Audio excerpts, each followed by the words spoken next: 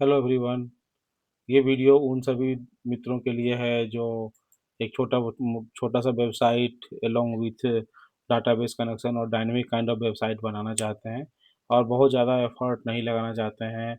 बहुत इजी से डेवलप हो जाए, बहुत आसानी से मेंटेन हो जाए, वैसा यदि वेबसाइट बनाना चाहते हैं तो आपके लिए ये ट्यूटोरियल है।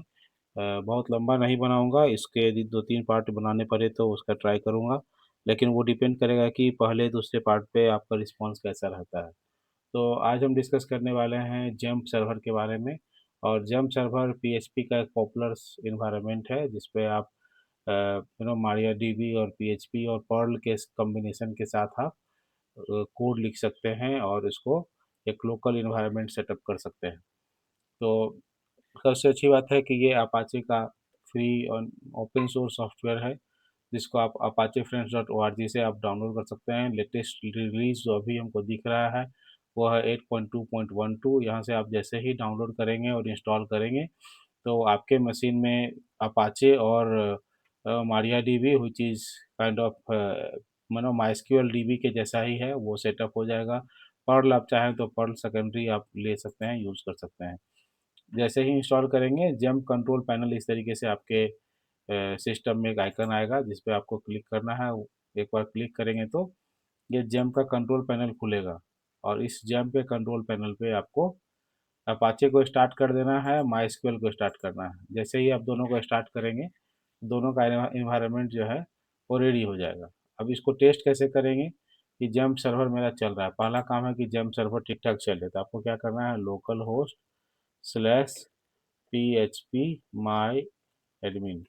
आप इसको जैसे ही लिखेंगे तो आपको जो एसक्यूएल का प्रॉम्प्ट है वो दिख जाएगा। और यदि आपने सिर्फ लोकल होस्ट लिखा है ना, जैसे आप यहाँ पे फिर से मैं लिख के दिखाता हूँ, लोकल होस्ट सिर्फ लिख के आप टाइप करते हैं तो आपको जैम्प का होम पेज जो आपके लोकल मशीन में चल रहा है वो दिख जाएगा। यदि ये पेज आ रहा है तो आपने सक्सेसफुली अपने मशीन में जैम्प सर्वर को इंस्टॉल कर लिया है। पीएचपी का इंफॉर्मेशन आपको यहाँ पे दिख जाएगा, पीएचपी का कौन सा वर्जन यहाँ पे यूज हो रहा है। और साथ में देखिए पीएचपी का वर्जन 7.4.30 मेरे मशीन में अभी चल रहा है। और जो बिल्ड वर्जन है वो है जून 7 2022 का। ऑब्वियसली मैंने लेटेस्ट लेके नहीं रखा है क्योंकि इससे मेरा काम चल जा रहा होता है, तो मैंने इसी को यूज़ किया है। अब आपके पास ऑप्शन आता है कि आप यदि आप एसक्यूएल कॉन्फ़िगर करना चाहते हैं तो पीएचपी माई एडमिन पे क्लिक करेंगे और आपको ये पेज दिख जाएगा। ठीक है। अब आपके लिए काम क्या बचता है, आपके लिए काम बचता है कि आप आखिर जहाँ भी इंस्टॉल किया हुआ रहेगा उसके किस फ़ोल्डर में जाके आपको काम करना है। ठीक है। तो सबसे पहला काम करना है आपको, आपके सी ड्राइव में जैसे मैंने जेम्प नाम का फ़ोल्डर बना के रखा था उसी में इंस्टॉल किया था। तो सी ड्राइव के जेम्प के अंदर आपको जाना है H T docs. H T docs जो है वो सबसे इम्पोर्टेंट इंफॉर्मेशन वाला सेक्शन होता है जिसपे सारे प्रोजेक्ट आप इस पे रन कराते हैं, रखते हैं। जैसे मैं यहाँ पे एक एग्जांपल के तौर पे एक फ़ोल्डर बनाता हूँ और उस फ़ोल्डर को न्यू फ़ोल्डर एक प्रोजेक्ट का फाइल फॉर्मेट में देखता हूँ। और इसमें मल्टीपल फाइल्स आप ऐड कर सकते हैं। जैसे मैं लिखता हूँ स्कूल या टेस्ट प्रोजेक्ट नाम दिया और टेस्ट प्रोजेक्ट के अंदर अभी आप इस लोकेशन पे एक न्यू आप फाइल बना लीजिए HTML का। तो मान लो मैं न्यू टेक्स्ट फाइल लेता हूँ और इसको सेव करता हूँ index.html के नाम से। ठीक है। जब इसको आप रन कराएंगे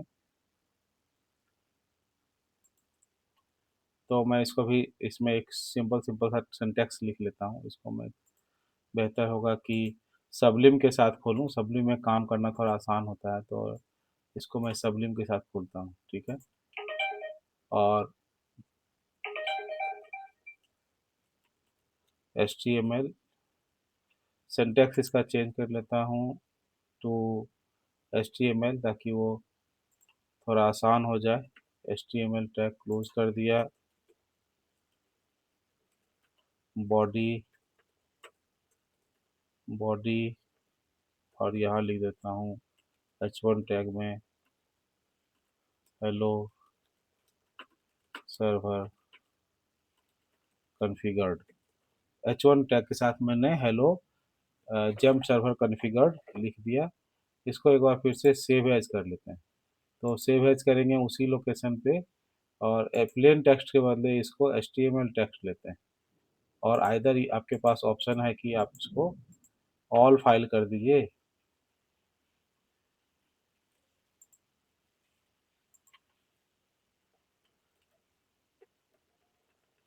और ऑल फाइल करके सेव कर लीजिए। ठीक है। अब जैसे ही आप खोलेंगे इस लोकेशन को, local host slash test project slash, तो आपको टेस्ट प्रोजेक्ट के अंदर hello gem server has been configure लिखा हुआ आएगा, और इस तरीके से आपका जेम कॉन्फ़िगर हो गया। तो ट्राई करिए और फिर बताइएगा कमेंट में कैसा लगा। Thank you.